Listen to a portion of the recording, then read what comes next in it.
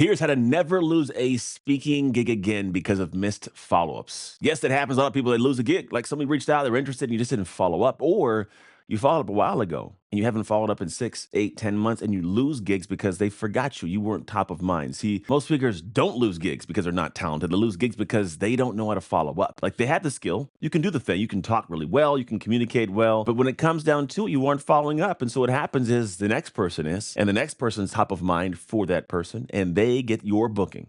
Really, they get your booking because you weren't paying attention. Now, if you're reaching out once and ghosting your opportunity after that, well, you're handing that gig to somebody else who's paying attention, who's more interested, who really just wants it more. Or here's the thing, someone who is running their business better. Because it is a business. Reaching out, following up, communicating, you getting paid to do a service, you're in business. So if someone else is doing business better than you, they'll get a better opportunity to do what they do. So you've got to be in a position of paying attention to how you're in fact communicating your value and staying top of mind for those who might book you for a speaking gig. Now, if you don't know me, my name is Anthony Trucks, and I'm a former NFL athlete, American Ninja Warrior. I'm a speaker, and I work for Amazon, PayPal, Chick-fil-A, T-Mobile, Google, Dollar General, Best Buy. I do a whole bunch of cool things. But I'm coming to you as a guy that just wants to see you do well as a speaker because there's a lot of cool opportunities. I don't like to have me be like the guy that I hold all my secrets inside. I want to give you what I have learned over the years because I do what I do well. I have no problems.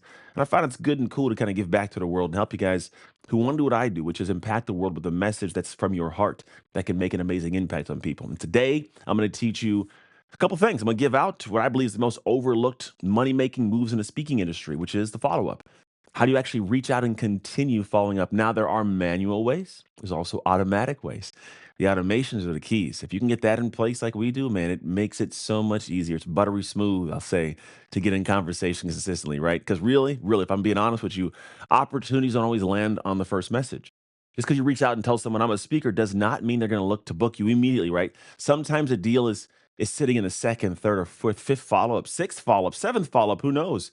But you got to have a system to do it. We have an automated system that sends out 10 emails over a period of time and then nurtures people every single month for sometimes years, right? But if you have enough of those floating, they come to hit at certain points of time. And all of a sudden, now you're making great impact, you're making great income. And that paired with something called a speech spin system, oh, it's magic for your business, right? And if you're not tracking leads and following up professionally, you're bleeding opportunities out. You're leaving cash and impact on the table. So I want you to fix that. So the biggest piece, we'll call it the first of 3 points of this talk today in this video, is really why follow up beats cold pitches every single time. When you cold pitch, right? When you go out there and do your thing, anyone can send a cold pitch. It's low level effort. Here's the thing: I'm a speaker. Here you go, right?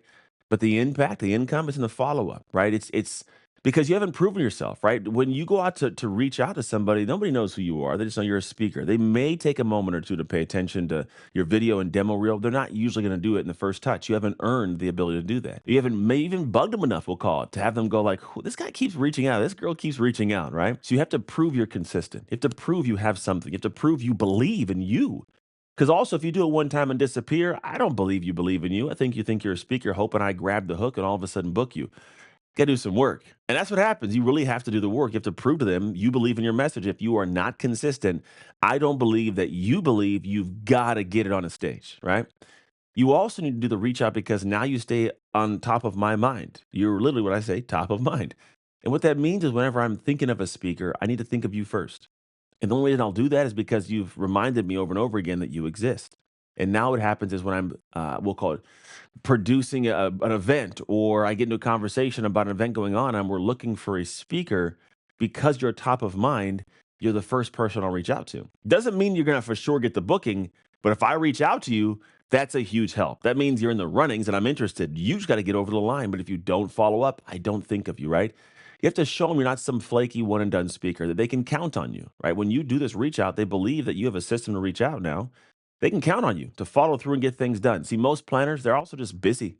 So if you reach out one time and drop the ball beyond that, they're not ignoring you because they're uninterested. They just need a little bit of a nudge. They're not responding because they hate you. They aren't really, they got a lot more going on. They're not thinking of you as an immediate need to get back to.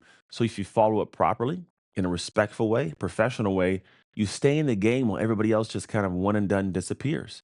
But you being the one that shows up and consistently nurtures, that's the key. I'm telling you, that is the big key for you to be able to pay attention to. So, part two, we'll call it my lead tracker walkthrough. Here's what you got to make sure you're paying attention to.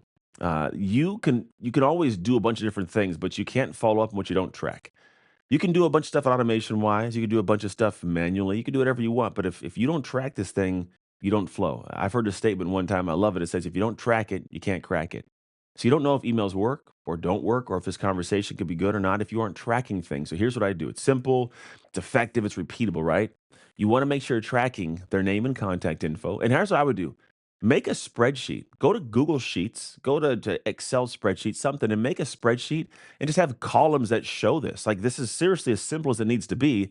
And then you can have color codes. You can look up Googling how to make a drop down menu inside of Google Sheets is huge. You can have a drop down that says first touch, second touch, third touch of any messages you sent out, but make a sheet that in fact provides you an ability to track these conversations manually, but have their name and contact info, the stage or event that they're actually connected to. You want to make sure you have the date of initial outreach when you reached out to them, then a follow up log, right? Every touch point you have, make sure there's something that shows I reached out at this date. Here's what I sent. Reached out. Here's what I sent, right? And every reply they have, right? In a spot where the reply is at. It'll take an extra 10, 15 seconds per thing put in there, but that's the work you do to get paid 15, 20, $25,000 plus for a keynote. You got to earn it. And this is part of the earning it. Then you want to make sure you have some kind of status, right? Let yourself know how warm or hot or cold this deal is. Is it booked? Is it a dead? I don't know. And check this thing every Monday and Thursday, right? Pay attention to what's going on Monday to do outreach and Thursday again. It's not a set and forget spreadsheet, it's a revenue roadmap. You don't just set it and walk away. You have to actually work this thing and then have a revenue roadmap. And then here's the big piece of this. What I pay attention to, which is big, is you can also automate this thing. So you can have something that is a system. We use something called Speak to Freedom CRM that I built, and it allows you to do all of this stuff automated. The emails are automated, the calendar bookings automated, replies they are also automated. And when someone does reach out, you can actually take over and manually have a conversation. But then again, you better take notes. You better be paying attention, right? But if you do this right, it's a game changer for your business because now you have consistent conversation, nurturing emails, you're top of mind. And guess what? When it comes time for a conversation, your name pops into their head, and that's exactly what you want. Now, there may be a fear of like, what if I get annoying? What if they get tired of hearing me, right? Here's what I'm gonna tell you. You're only annoying when you make it about you. If you're reaching out going, "Look how great I am. Here's what I do. I'm so amazing." Yeah, you're gonna be annoying. But if you're trying to serve them and say, "Hey, I'm just checking on your event to see if you still need a speaker on this blank topic. I'd love to serve your audience," right? Or here's a quick 30-second clip of me on stage. I hope this message can bring value to your people. Or had just updated my talk for this industry. I thought it might fit your event well. Would you like me to send you a topic breakdown, right? Add value, not pressure. Then you show up like a pro and you're not a pest to people. So when you're reaching out, be able to think about what am I doing to add value to them or give them something. So I'm not making it all about me, which does in fact make it annoying. Now, I'm telling you, you don't need more gigs overall. Like, well, you do need more gigs, but you need them the right way, right? So you need better systems to close the gigs that are already in motion, is what I'll say. If you have conversations you've already started, you need to focus on working these. Yes, you can go find more opportunities and more gigs, and you should and always should do that. But it's also big to say, I found these ones. How am I working these things to the bone?